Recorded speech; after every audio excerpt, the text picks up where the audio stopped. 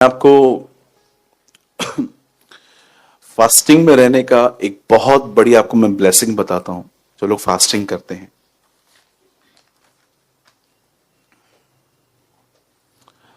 आप जानते हैं बाइबल के अंदर शरीर के काम और आत्मा के काम लिखे गए हैं। शरीर के काम होते हैं व्यभिचार, झगड़ा, चापलूसी, कानाफूसी, ये सब बातें लिखी हैं। पर आत्मा का काम होता है प्रेम करना, धीरज धरना, शांति, आनंद। कई बार जब हम आत्मा में नहीं होते हैं तो हम कहां होते हैं? शरीर में होते हैं। और मैं आपको बताना चाहता हूं, शरीर से आत्मा में आने में जो सबसे ज्यादा जो चीज आपकी मदद करती है वो है फास्टिंग। वो आपको मदद करती है। मैं आपको छोटा सा अपना अनुभव बताता हूं। कई बार चीजें मैनेज करते करते हम डिस्टर्ब हो जाते हैं और किसी न किसी के ऊपर ब्लास्ट हो जाते हैं, किसी न किसी को कुछ बोल देते हैं। जब भी मेरे साथ ऐसा होता है, मैं अपने आप को एक बात कहता हूं, सूरज तो शरीर में आ गया है। फिर जानते हैं मैं क्या करता हूं? मैं हाफ डे फास्ट कर देता हूं, कभी कभी फुल डे भी करता हूं। जब मेरा मन बहुत भटकता है, मैं चाय, कॉफी, जूस, पानी ले लेता हूं। और फिर से, क्योंकि कई बार क्या होता है, लोग इतनी हार्ड फास्टिंग करते हैं, मैं कुछ नहीं खाऊंगा, मैं कुछ नहीं पीऊंगा। Okay, good. पर अगर आप सोचिए, अगर आपकी भूख ही आपको प्रभु में आपका मन नहीं लगने दे रही तो क्या फायदा? सोचो, आप भूखे हो, आपने ठान लिया है 9 बजे तक नहीं खाना है, और आप किसी रेस्टोरेंट से पास हो गए जहां पर पाव भाजी की पाव सेक रहा था वो, और बटर की खुशबू आपके अंदर, तब क्या करोगे? फिर तो आपको मन होगा। कुछ लोग होते हैं जो करते हैं ऐसा, वो सीधा प्रभु को बोलते हैं, प्रभु आप तो दयालु, बड़े अनुग्रहकारी, देर से गुस्सा करने वाले, ठीक है मैं खा लेता हूं। लेकिन कुछ लोग ऐसे भी होते हैं, लिव अ बैलेंस लाइफ। और कई लोग कहते हैं, ब्रदर मैं 40 डेज फास्टिंग करूंगा। तो मेरा एक रीजन है, क्यों? मेरा एक सवाल है आपसे, क्यों? प्रभु ने आपको कहा है तो फिर क्यों कर रहे हो? आप 40 डेज फास्टिंग तो करोगे, पर 41th हम लोग आपको कहां मिलने आएंगे वो हमको पता है। फिर आप हम लोग को बुलाओगे और बोलोगे प्रे फॉर मी। क्या हुआ? सलीन चढ़ा हुआ है, ये ग्लूकोज देखो। ये उन लोगों की हालत है जिनको प्रभु ने नहीं कहा है, अपनी मर्जी से चलते रहते हैं। मैं जब देखता हूं मेरी सेहत ठीक नहीं है, मैं फास्टिंग नहीं करता। और मैं जब लोग मुझसे पूछते हैं, ब्रदर मेरी तबीयत ठीक नहीं है, मैं फास्टिंग करूं? मैं बोलता हूं नहीं, थोड़ा सा खाना खाओ हल्का, प्रभु के साथ बैठो। आप जानते हो, परमेश्वर के वचन के अनुसार फास्टिंग में खाना छोड़ने से भी इंपॉर्टेंट चीज क्या है? आपका मन प्रभु में हो। उससे इंपॉर्टेंट ये है, मैं खाना क्यों छोड़ता हूं को पता है? ताकि मेरा मन खाने पीने से निकले और प्रभु में लगे। पर भूख की वजह से मेरा मन वहां नहीं, पेट में अटका हुआ है, तो मैं कहां जाऊं? राइट? जब भी आप देखो ना कि आप न चाहते हुए भी गुस्सा कर रहे हो, न चाहते हुए भी लोगों को देखकर आपको जलन हो रही है कि ये खुश कैसे बैठा है मुझे परेशान करके, जब भी आपकी ऐसी लाइफ हो ना, मैं आपको सिंपल एडवाइस देता हूं, half day, full day fasting में चले जाओ। और मैं आपसे विनती करता हूं हाथ जोड़ के, फास्टिंग में यहां वहां मत घूमो। उसको फास्टिंग नहीं कहते हैं, उसको डाइटिंग कहते हैं। तो ब्रदर हमारी तो जॉब है, चलो ठीक है, मॉर्निंग में जल्दी उठो, थोड़ा प्रभु के साथ टाइम स्पेंड करके फिर जाओ। वो तो मुझसे नहीं होता, तो तू फास्टिंग करता क्यों है? No benefit. सब आपका, हेड भी मेरा, टेल भी मेरा, फास्टिंग करनी भी है, प्रभु के साथ भी नहीं बैठना है। नो, लिखा है अखाड़े में लड़ने वाला योद्धा अगर नियमों से न लड़े तो वो इनाम क्यों पाएगा? आपको कुछ बातें समझनी है। अगर आप बोलते हो ब्रदर मेरी नींद नहीं खुलती है, तो मैं आपको उसका कारण बताता हूं। आप 1 बजे सोएंगे, आप 6 बजे उठ पाएंगे? बोलिए बोलिए। आप देखिए आपकी कुछ गलतियां हैं इसमें। पहले का दाऊद उठता था सुबह 4 बजे, आज का दाऊद सोता ही रात को 4 बजे, तो कैसे उठेगा? है ना? पहले का दाऊद कितने बजे उठता था? आज का दाऊद कितने बजे सोता है? भाई मैं 4 नहीं, मैं 3 बजे सोता हूं। हाँ वही वही, ख्याल रखिए अपना। मैं इससे पहले कि आज मैं प्रभु का वचन शेयर करूं, मैं 5 मिनट आपको कुछ पहले बताना चाहता हूं जो मुझे प्रभु ने आज दिया है। बहुत औसम है ये। सुनिए, मैं जब नया नियम पढ़ता हूं, जब मैं नया ऐदनामा पढ़ता हूं, मुझे उर्दू बाइबल पढ़ना बहुत पसंद है क्योंकि उनके लफ्ज बहुत लियाकत वाले हैं। बहुत इज्जत लगती है मुझे जैसे वो बात करते हैं इस अदब से। हिंदी बाइबल भी मैं रोज पढ़ता हूं, इंग्लिश भी पढ़ता हूं। मैं आपको एक चीज बताता हूं जो मैंने इन दिनों में लर्न की है। मैं इन दिनों में उन चेलों के ऊपर स्टडी कर रहा हूं जिनको यीशु ने चुना जीते जी, और जिनको उसने चुना मरने और जी उठने के बाद। और मैंने उसके चेलों में एक बात देखी, वो किसी से नहीं डरते थे। मैंने उसके चेलों में एक बात देखी, वो कभी अपना समय व्यर्थ नहीं बिताते थे। मैंने उसके चेलों में एक बात देखी जो मुझे बहुत अच्छी लगी, वो हर सिचुएशन पर ऊपर ऊपर खड़े थे।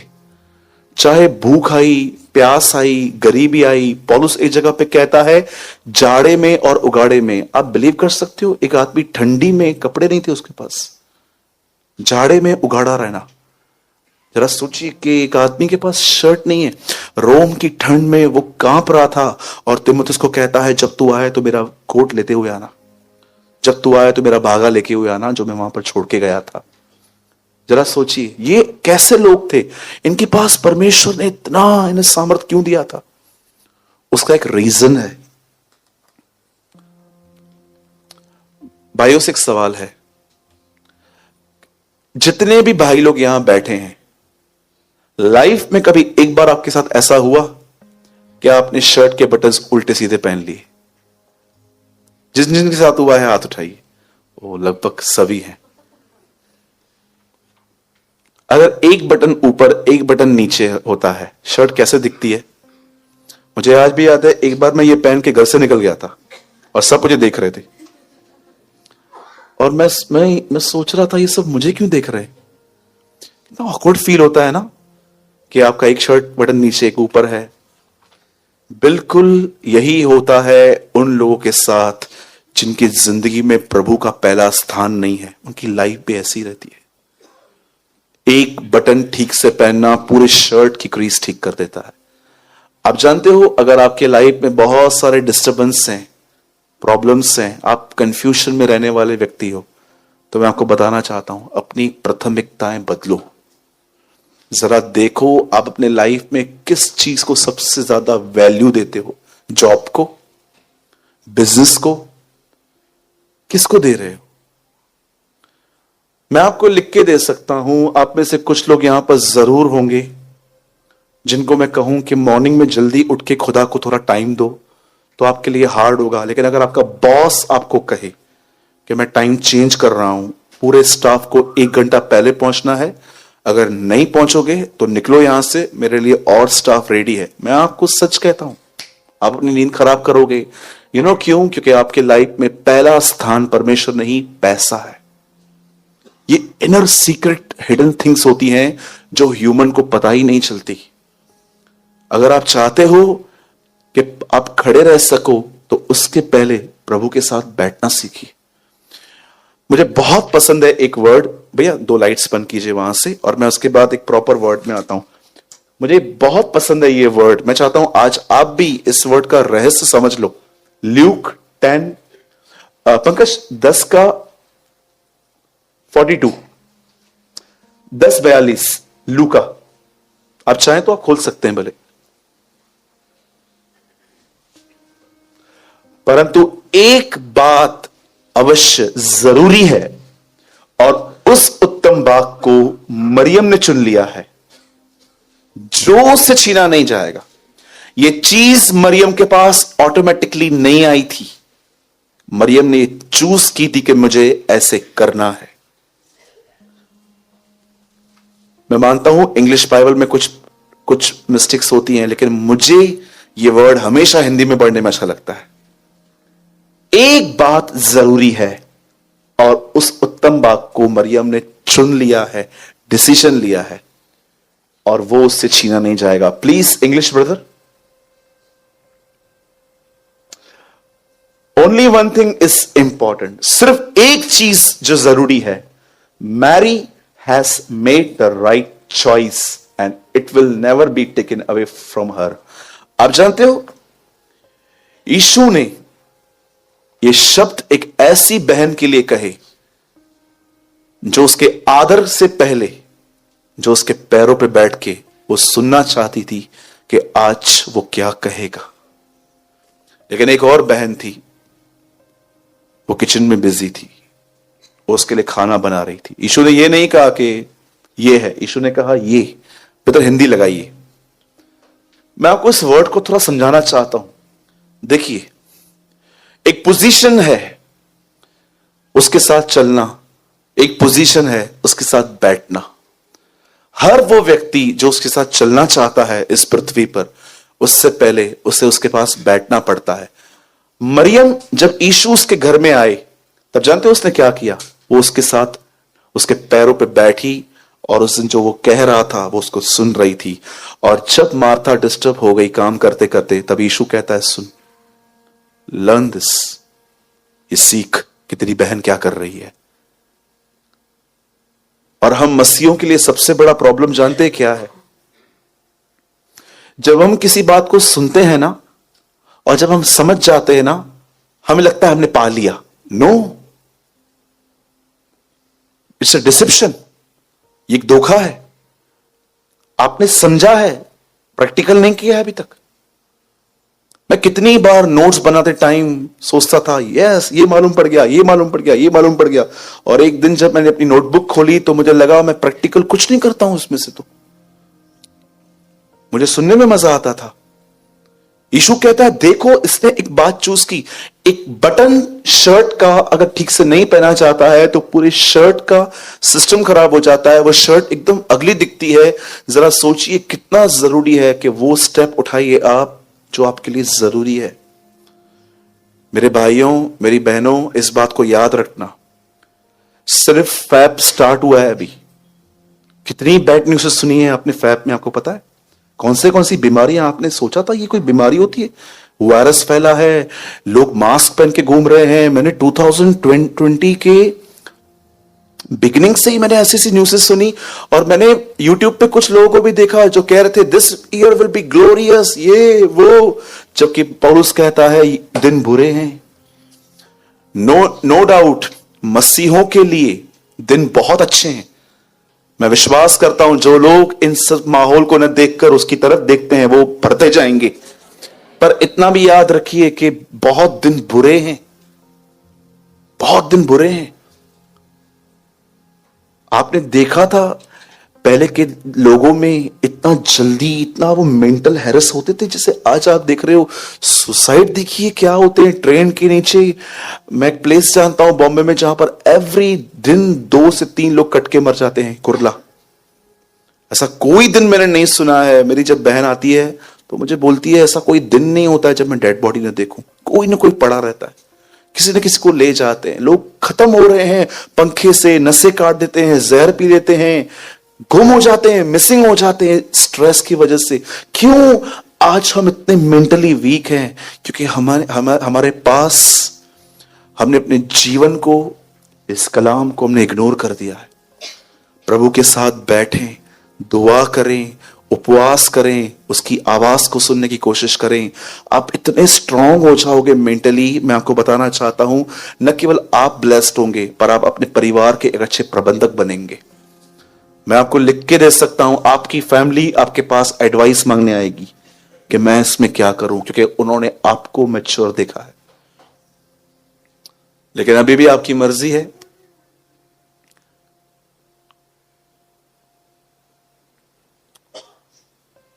मुझे रिसेंटली एक बहन ने लेटर लिखा। She is from Bangalore.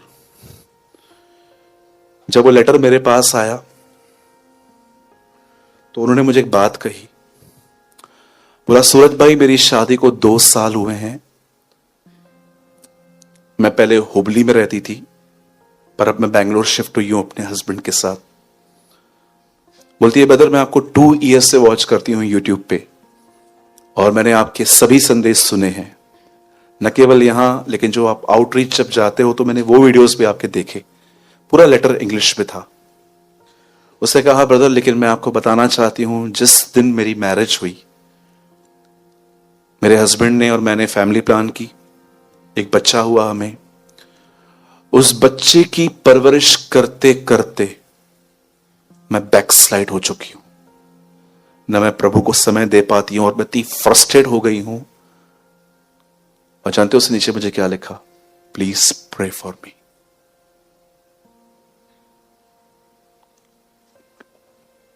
मैं उस बहन को रिप्लाई करना चाहता था, लेकिन नहीं कर पा रहा हूं। मैं उस बहन को रिप्लाई करना चाहता था, बहन, कोई समय था, खुदा तुम्हारे लिए खुदा था, पर अब कोई और चीज तुम्हारे लिए खुदा बन गई। आप जानते हो, अगर आप ऐसी सिचुएशन में हो तो आपको क्या करना चाहिए? जब आपके पास छोटे बच्चे हैं, एक माँ जब बच्चा पैदा होता है, जैसे मॉर्निंग में उठती है, पहले उसका ध्यान होता है बेबी क्या कर रहा है। रात को सोने से पहले वो उसको सुला के फिर सोती है। मैं आपको सब एक बात बताना चाहता हूं, जब आपका बच्चा सो जाए उसके बाद अपना कुछ समय खुदा को दो। आप ये मत समझना कि ये 3-4 साल में ग्रो हो जाएगा, फिर उसके बाद कुछ आपके पास और जिम्मेदारी आएगी। कभी भी ये मत सोचना कि कल संडे होगा, परसों सोमवार होगा, दिन आने वाले हैं मेरे जब ऐसे होगा कि मैं एकदम फ्री हो जाऊंगा। कभी नहीं होगा ऐसा। जब भी आप कुछ सुनो और आप ये अपने आप से कहो, बस कल से शुरू, ये धोखा है। आज उद्धार का दिन है लिखा है, आज की रोटी हमें दे।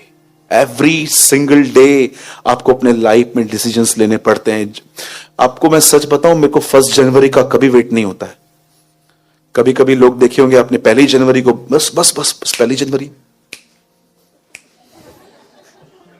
बस आ रहा है ना अभी न्यू ईयर, एकदम मैं नया। अरे ये तूने 5 साल पहले भी बोला था। जो डेट्स का वेट करते हैं ना, वो कभी चेंज नहीं हो पाते। एक प्रभु के दास ने भी बताई थी मुझे बात। आज सोचो, आज कहां पर हो। ठीक है ब्रदर, मैं मानती हूं मेरी गलतियां हैं, मैं कल से ध्यान दूंगी। गया वचन।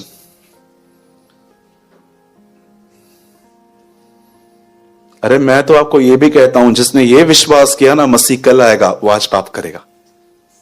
जिसने ये बिलीव किया वो आज आएगा, वो आज बचेगा। यही तो हमारा विश्वास है उस धन्य आशा पर। ब्लेस्ड होप इन अवर लॉर्ड जीसस क्राइस्ट। ठीक है भाई, बटन वाला एग्जांपल याद पड़ गया।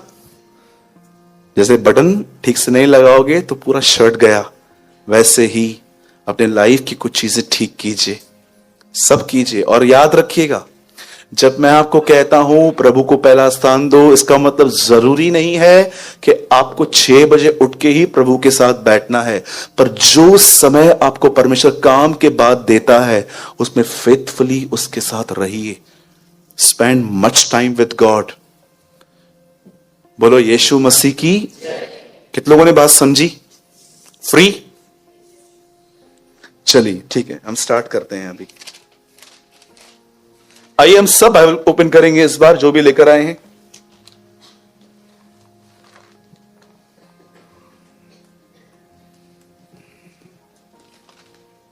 आइए अपना हाथ उठाइए और मेरे पीछे कहें, प्रभु मैं विश्वास करता हूं आने वाले दिनों में आप मुझे अनुशासन सिखाएंगे, मुझे डिसिप्लिन में रहना सिखाएंगे।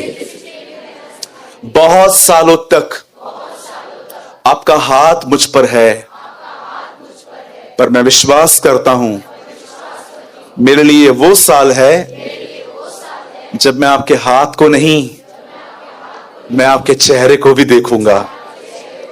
क्योंकि वचन कहता है, धन्य है वे जो शुद्ध हैं, वे खुदावंत को देखेंगे।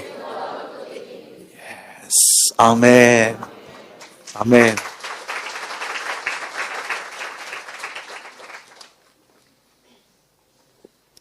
मत्ती की किताब। आज का वर्ड आप पहले भी सुन चुके हैं, लेकिन एक जेंटल रिमाइंडर है, क्योंकि आप सभी जानते हैं पौलुस कहता है आनंदित रहो, और मैं तुमसे फिर कहता हूं, मैं तुम्हें रिमाइंडर दे रहा हूं। आज का वर्ड सिर्फ एक वर्ड नहीं है, एक रिमाइंडर भी है। और मैंने इतने साल ये कहानी पढ़ी, पर मैं पहली बार पवित्र आत्मा के द्वारा इस कहानी के अंदर एक ऐसी चीज देख पाया जिसने रिसेंटली मुझे बहुत आशीष दी है। आइए हम सब, मैं चाहता हूं आप सब मेरे साथ खोलें मत्ती का 24वां अध्याय।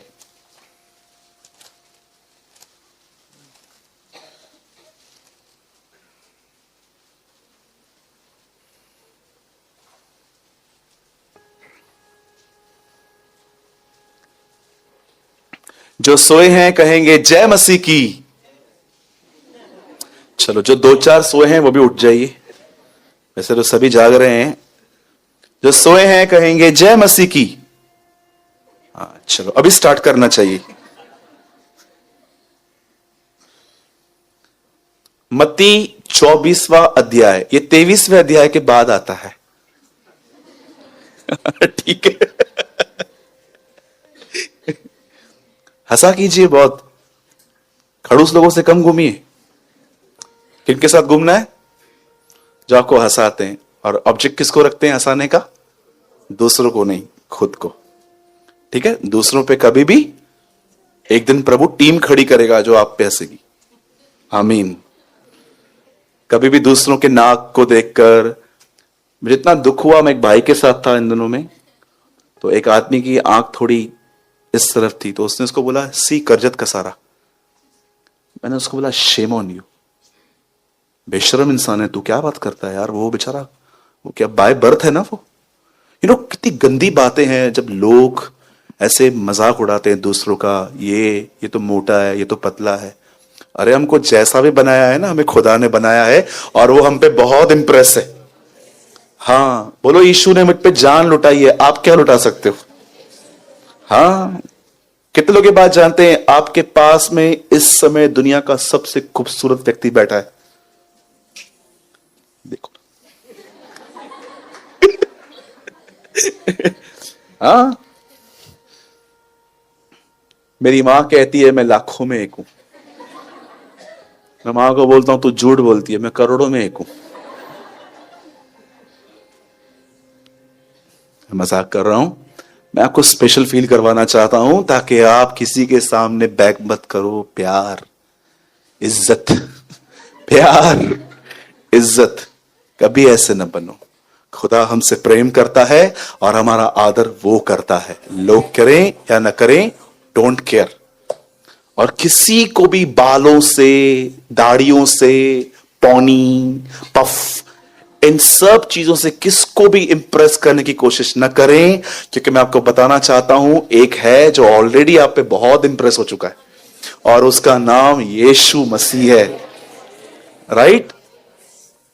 और मैं आपको बताना चाहता हूं उन भाइयों को भी वो बहुत पसंद करता है जिनके बाल नहीं है। आमीन। आपको लगता है कि आपको यीशु लुक्स दिखता है? एक बच्चा जो कचरा बीन के खाता है ना, वो उससे भी उतनी ही मोहब्बत करता है, वो उसके लिए भी मरा है। एक प्रभु की महान दासी ने कहा, अगर तुम इस पृथ्वी पे अकेले व्यक्ति होते और पाप करते, तुम्हें अकेले को बचाने के लिए वो क्रूस पे मरता। That's his love. ये कभी कभी हम बोलते हैं ना यीशु दुनिया के लिए मरा, इट्स अ हिस्ट्री। जब यीशु मेरे लिए मरा, it's not a history, it's a testimony. मैं ये नहीं कहूंगा कि वो दुनिया के लिए, वो मेरे लिए मरा है। आइए हम सब खोलेंगे मत्ती 24वां अध्याय। जो लोग सोए हैं उठ जाइए, बहुत ऑसम वर्ड है। 24:37 मैं आपके लिए पढ़ रहा हूं। जैसे नूह के दिन थे वैसे ही, बोलिए वैसे ही, मनुष्य के पुत्र का आना भी होगा। 38 ब्रदर। क्योंकि जैसे जल प्रलय से पहले के दिनों में जिस दिन तक नूह जहाज पर न चढ़ा था, उस दिन तक लोग खाते पीते थे और उनमें ब्याह शादी होती थी। आगे, और जब तक जल प्रलय आकर उन सबको बहा न ले गया, तब तक उनको कुछ भी मालूम न पड़ा। वैसे ही मनुष्य के पुत्र का आना भी होगा। प्लीज भैया इंग्लिश।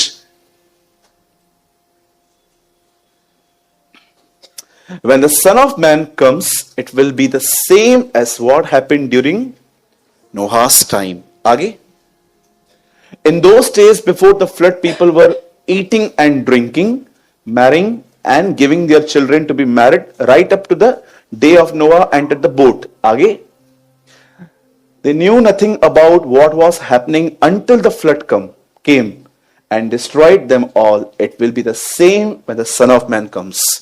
सुनिए, मैं चाहता हूं आप सब स्ट्रेट यहां देखें। अब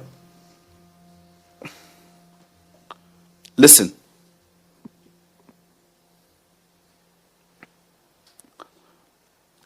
आप जानते होंगे सबसे पहले जिस व्यक्ति ने परमेश्वर का मंदिर बनाया था, उस व्यक्ति का नाम था सुलेमान। लेकिन वो मंदिर ज्यादा समय तक न रहा, उस मंदिर को तोड़ दिया गया।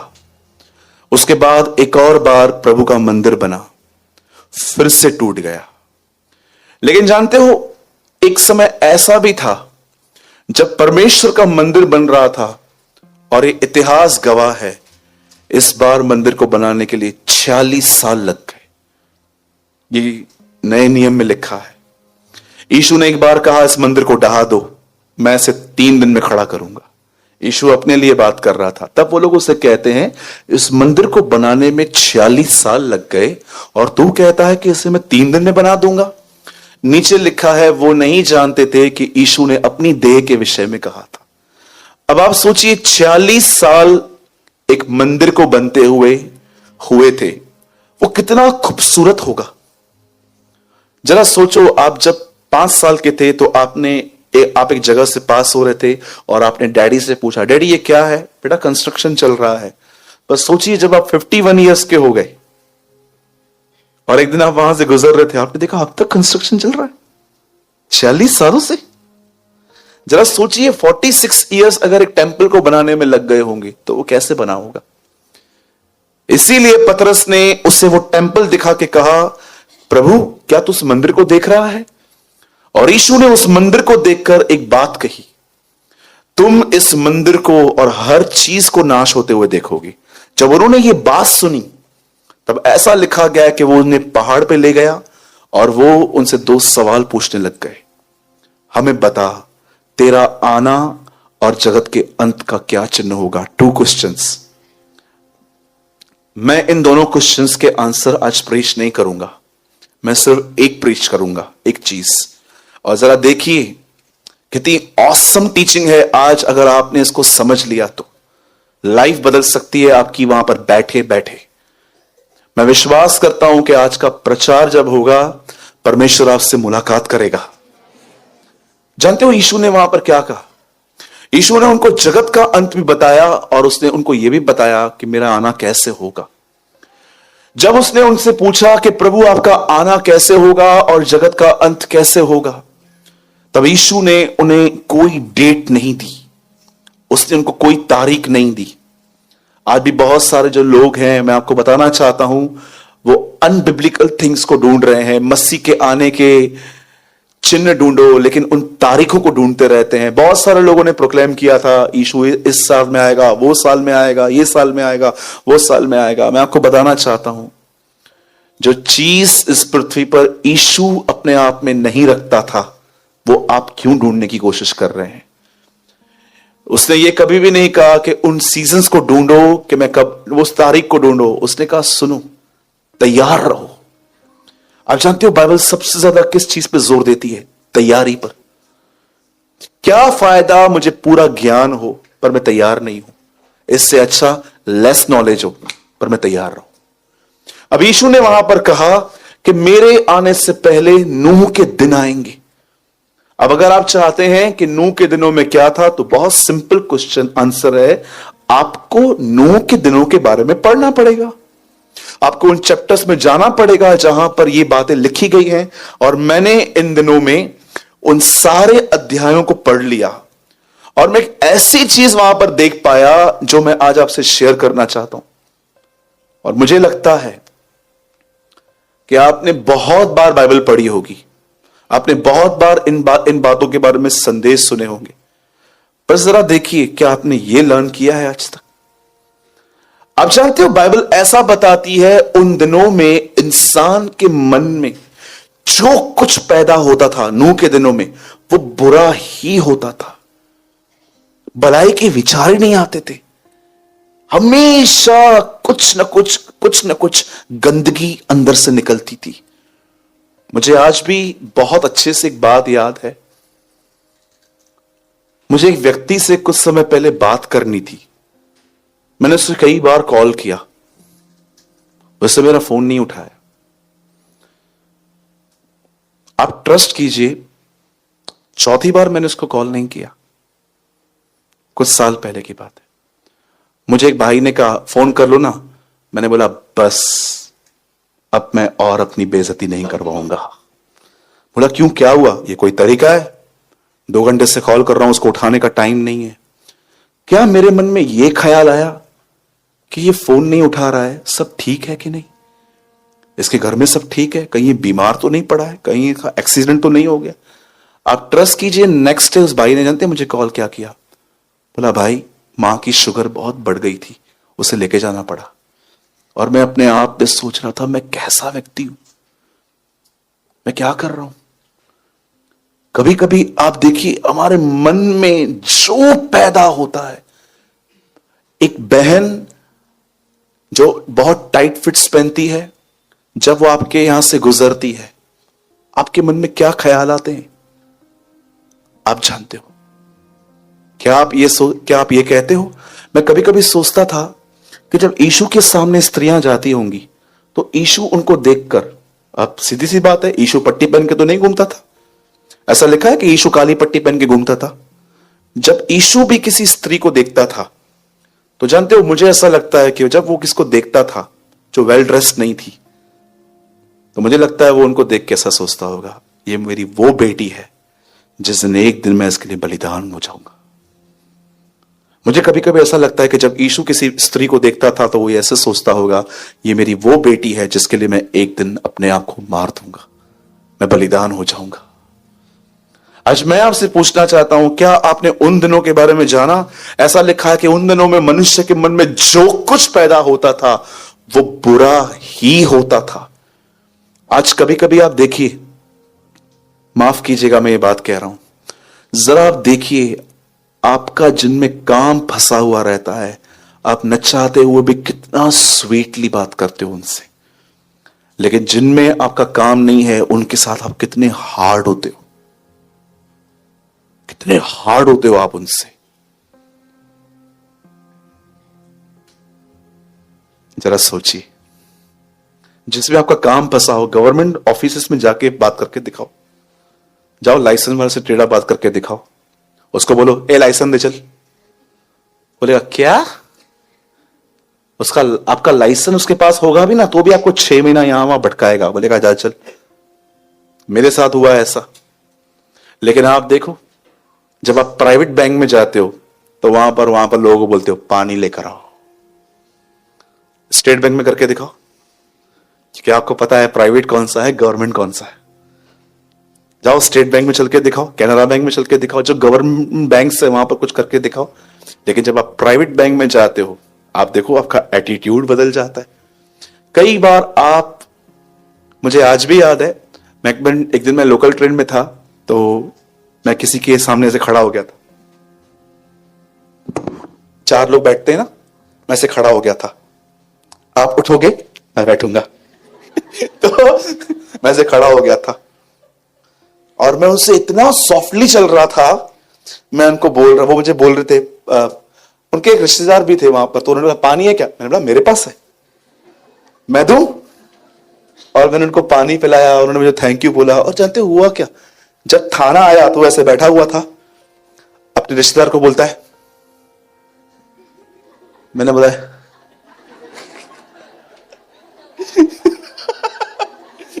उसको बोलता है, और जैसे उठा वो बैठा, मैं अंदर नहीं। मुझे प्रभु ने कहा ढोंगी, क्यों अच्छा चल रहा था? काम नहीं हुआ तो रियल हो गया मैं। कभी कभी आप देखो जिनमें आपका काम फंसा हुआ रहता है, काम वाली बाई को तो आजकल रानियों की तरह रखा जाता है, क्योंकि पता है अगर ये नहीं आई तो कल काम वाली बाई मैं हूं, है ना? अब भाई लोग भी देखिए, वर्कर्स से कभी कभी जिसको पूरा काम आता है उसके गुलाम बन जाते हैं, तो कल आएगा ना भाई, आना, मैं किधर जाने वाला हूं। लेकिन जिनमें आपका काम फंसा हुआ नहीं है, ओ हो, उसके बाद देखो उसके साथ आप कैसे, कितने हार्ड हो। इसलिए यीशु ने कहा आओ मुझसे सीखो, क्योंकि मेरा दिल नम्र और दीन है, मैं सबके साथ हार्ड नहीं हूं। मुझे बहुत अच्छा लगता है ये वचन कि उसने इनवाइट किया, आओ और लर्न करो, I am humble and gentle in the heart. ये सारी बातें उन दिनों में थी। जरा देखिए, जब आपको पैसे नहीं होते हैं, मां बाप से कैसे बात करते हो, लेकिन जिस दिन पैसे आ जाते हैं तू करके बात करते हैं। आज की जनरेशन मालूम है मां बाप को क्या बोलती है? तू है ही पागल, तुझे तो अकल नहीं है। अगर आप यूथ हैं, मैं आपको एडवाइस देता हूं, रिस्पेक्ट योर पेरेंट्स। आंख बंद करके उनकी मानो। मैं नहीं कहता हूं कि अगर वो आपको कुछ ऐसा सिखा रहे हैं जो प्रभु के खिलाफ है वो करो, पर एटलीस्ट उनका ऑनर करो। जरा उन लोगों से पूछो जाके जिन्होंने मां बाप खो दिए, उनको कितनी याद आती है कि काश मैंने कदर की होती उसकी। लेकिन बहुत लोग हैं जीते जी कदर नहीं करते हैं। राइट? मैं गलत बोल रहा हूं? ऐसा लिखा गया है परमेश्वर के वचन में कि उन दिनों में इंसान के मन में जो पैदा होता था वो बुरा होता था। मैं प्रभु से कई बार पूछता हूं, प्रभु हमें पाखरू क्यों मिला? ताकि तेरे अंदर कुछ अच्छा पैदा हो। क्यों तूने हमें पवित्र आत्मा दिया? ताकि तुम्हारे अंदर, पौलुस कहता है, मुझ में कोई बली वस्तु वास नहीं करती, और मैं जानता हूं एक ही बली वस्तु इन दिनों में हमें वास करती है, पवित्र आत्मा। कौन इस जीव को वश में कर सकता है? उसके बाद लिखा है मनुष्य से तो यह नहीं हो सकता, मनुष्य से नहीं हो सकता। तो एक ही आंसर है, एक ही है जो उसे कंट्रोल कर सकता है, पवित्र आत्मा। आप जानते हो बाइबल बताती है नूह के दिनों में ऐसा हुआ कि जो कुछ इंसान के मन में पैदा हो रहा था वो सब बुरा ही पैदा हो रहा था। और उन दिनों में एक और चीज वहां पर हो रही थी, ध्यान दीजिएगा, एक और चीज वहां पर हो रही थी। आई एम सो सॉरी ये कहते हुए, लेकिन ये सच है। उन दिनों में बहुत सारे लोग अनलॉफुल सेक्स कर रहे थे। याद रखिए, सिर्फ परमेश्वर ने एक ही प्यार को व्यभिचार नहीं कहा है, हस्बैंड और वाइफ। अगर एक पति पत्नी शादी के बाद एक दूसरे को छूते हैं, बाइबल इसे व्यभिचार नहीं प्रेम कहती है। लेकिन अगर वो शादी से पहले एक दूसरे को छूते हैं तो बाइबल उसे व्यभिचार कहती है। आप जानते हो, इस बात को याद रखना, sex is not for man and women, it's for husband and wife. वो एक पति पत्नी के लिए है, आपके लिए नहीं है। इस बात को हमेशा याद रखें। मैं कितने लोगों से मिला इन दिनों में, बहुत सारे लोगों से, जिन्होंने बहुत सीरियस मिस्टेक्स की हैं। प्रभु तो उनको माफ कर चुका है, खुद को माफ नहीं कर पा रहे। बोलते हमने ये किया, हमने वो किया। मैंने उनसे सरेंडर प्रेयर्स करवाई, बोलो कि मैंने खुदा तुझे अपना जीवन वापस दिया। 1 महीने के बाद वापस कॉल, ब्रदर मैं ऐसा हूं, मैं वैसा हूं, मैं ऐसा हूं, मैं वैसा हूं। आप जानते हो उन दिनों में क्या हो रहा था? परमेश्वर ने एक स्त्री और एक पुरुष को एक विवाह में बांधा है ताकि वो एक साथ रहें, अपना वंश बढ़ाएं। लेकिन उन दिनों में ऐसा नहीं था। उन दिनों में तो छोड़िए, स्त्री और पुरुष भी छोड़ो, स्त्रियां स्त्रियों के साथ, पुरुष पुरुषों के साथ पाप कर रहे थे। आप पढ़ सकते हो, लूत के दिनों में भी ऐसा होता था। लूत ने 2 स्वर्गदूतों को बोला, आओ अंदर छुप जाओ। अरे वो अंदर छुप गए, पूरा नगर वहां पर आ गया। बोलते हैं निकाल उन दोनों को बाहर। लूत कहता है मेरी बेटियों को देखो, उन्होंने किसी पुरुष का मुंह नहीं देखा है, उन्हें ले जाओ, पर इनको मत करो, ये अतिथि हैं। बोलते हैं नो, वी वांट मैन, हमको वो चाहिए। इतना व्यभिचार बढ़ गया था। जब परमेश्वर ने देखा कि मन में ऐसा पैदा होता है, ये लोग क्या कर रहे हैं, अनलॉफुल सेक्स करते हैं ये लोग। उसके बाद एक और चीज लिखी है, उन दिनों में मनुष्य की गिनती बढ़ रही थी। आज आप देखिए पॉपुलेशन कितनी बढ़ गई है। हम इंडिया में कितने 127 करोड़ लोग रहते हैं, वो भी मैंने 3 महीना पहले पढ़ा था। हर दिन, मैं ये नहीं कहता हूं कि पॉपुलेशन बढ़ना, पर मैं कहता हूं जो उन दिनों में हुआ था वो आज भी आप देखते हो। अब हुआ क्या, ऐसे माहौल को परमेश्वर बचाने की कोशिश कर रहा था, और परमेश्वर ने एक व्यक्ति को देखा जिसका नाम था नूह। और आप जानते हो वो एक ऐसा व्यक्ति था जो, मैं नहीं कहता हूं परफेक्ट था, पर अपराइट था। वो प्रभु के साथ चलता था, और ऐसा लिखा है नूह धर्मी पुरुष था और प्रभु के साथ चलता था। आप जानते हो नूह धर्मी कैसे बना? प्रभु के साथ चलते हुए। एक व्यक्ति अगर कहता है मैं धर्मी हूं, तो याद रखना उसमें धार्मिकता निवास करती है। धार्मिकता का मतलब होता है मसीह का स्वभाव। यीशु ने कहा धन्य हो तुम जो धार्मिकता के लिए भूखे और प्यासे हो, तुम तृप्त किए जाओगे। धन्य हो तुम जो मेरे तरह बनना चाहते हो, मैं तुम्हें बनाऊंगा। उन दिनों में ऐसा था, और परमेश्वर नूह को एक आज्ञा देता है कि सुन, एक काम कर, गोपेर वृक्ष की लकड़ी ले। और उसने अपने 3 बेटों की मदद ली इसमें। हर दिन नूह एक जहाज बनाने लगा। और अब मैं आपको जो समझा रहा हूं, प्लीज इस पे ध्यान देना। आप इस बात को याद रखिए, नूह अपने 24 घंटे कैसे बिताता था। फर्स्ट, वो बोट बना रहा था। सेकंड, वो हाफ डे प्रीचिंग करता था। और मैं आपको बताना चाहता हूं, बाइबल में उस टॉपिक के बारे में भी लिखा गया है जिस टॉपिक को लेके वो उन दिनों में प्रीच कर रहा था। ऐसा लिखा गया है, धर्म का प्रचारक नूह। बोलिए धर्म। ऐसा लिखा गया है, धर्म का प्रचारक नूह उन दिनों में बचा और संसार को दोषी ठहराया। आप जानते हो जब बाइबल कहती है धर्म, तो उसका अर्थ क्या है? तुम उसके धर्म और राज्य की खोज करो और बाकी की सारी वस्तुएं तुम्हें मिल जाएंगी। जब बाइबल कहती है राइचियसनेस, धर्म, इसका अर्थ क्या है?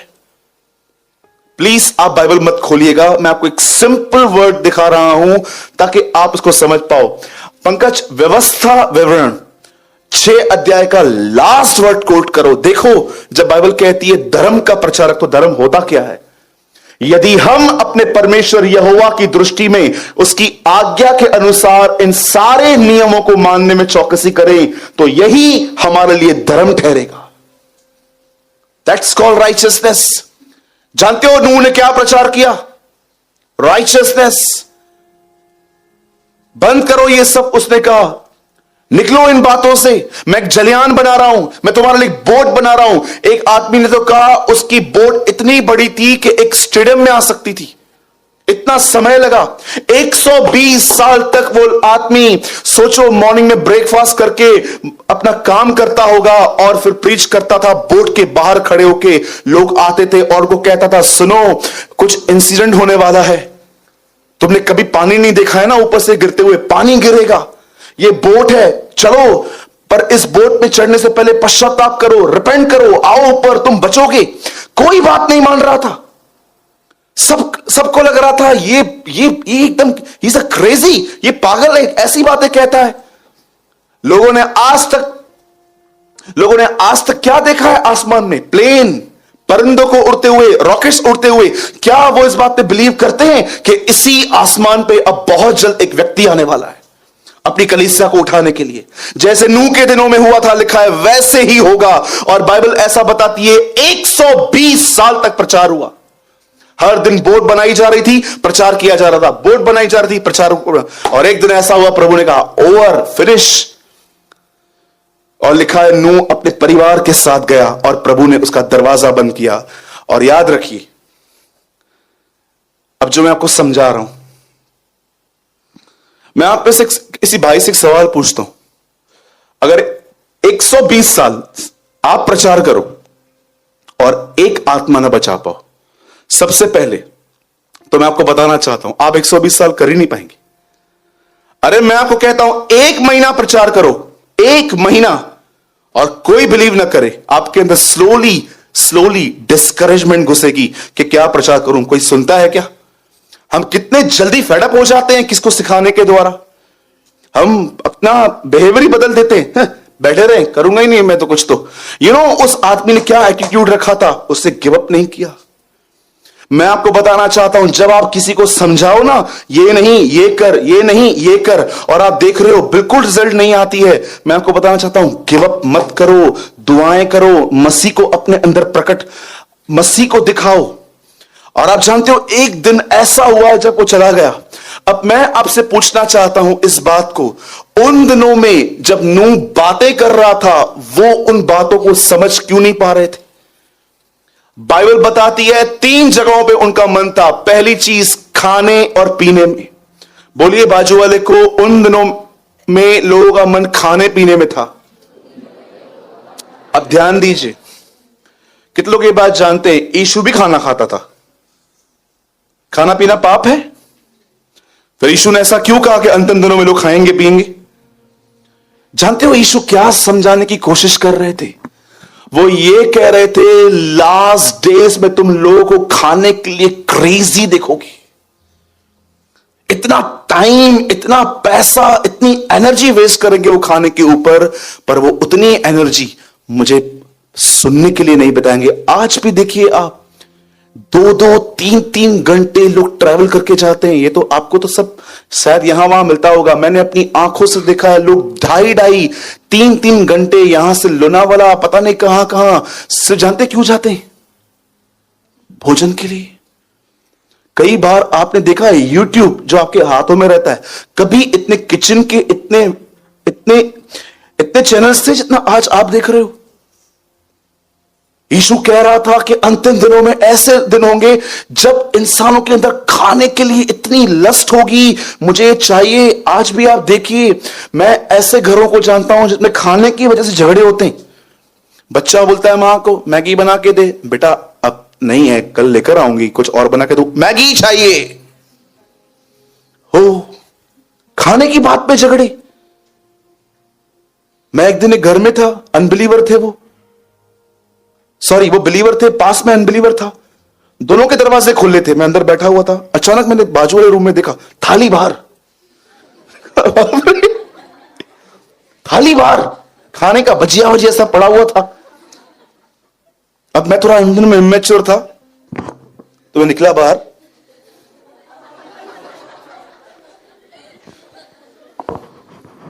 और वो आदमी इतना गुस्से में था, मैं अंदर चला आया कि जो मुझे मिलने वाला है वो भी ना फेंक दे। क्या करती है, खाना नहीं बनाती है, बाप रे, ये खाने के लिए। सोचो, जिस टाइम आपको पाव भाजी खाने का मन है और प्रभु आपको कहे खाएंगे कल, आज नहीं, आज क्या खाना है, आज ये खा, नहीं। कितना बड़ा बंधन है कि जो मुझे चाहिए वो मुझे मिलना चाहिए। इसको जानते हैं क्या बोलते हैं? इसको बोलते हैं गुलामी। सब बातें मेरे लिए अवश्य तो हैं, पौलुस कहता है, पर मैं किसी चीज का गुलाम नहीं बनता। इन आखिरी दिनों में आप जानते हो लोगों को क्या देखते हो कलोगे? खाना खाना खाना खाना। मैं एक जगह पे गया था, वहां लिखा था, food is God, don't waste it. मैं पढ़ रहा था, बात तो सही है, लेकिन थोड़ी उल्टी है। इससे लिखा है फूड इज गॉड, जबकि बाइबल बताती है गॉड इज योर फूड। और कभी कभी आपने देखा है, आप होटल में जाते हो, 3 लोग, कितना ऑर्डर कर लेते हो, और आप आधा भर के एक दूसरे को इशारे कहते हो,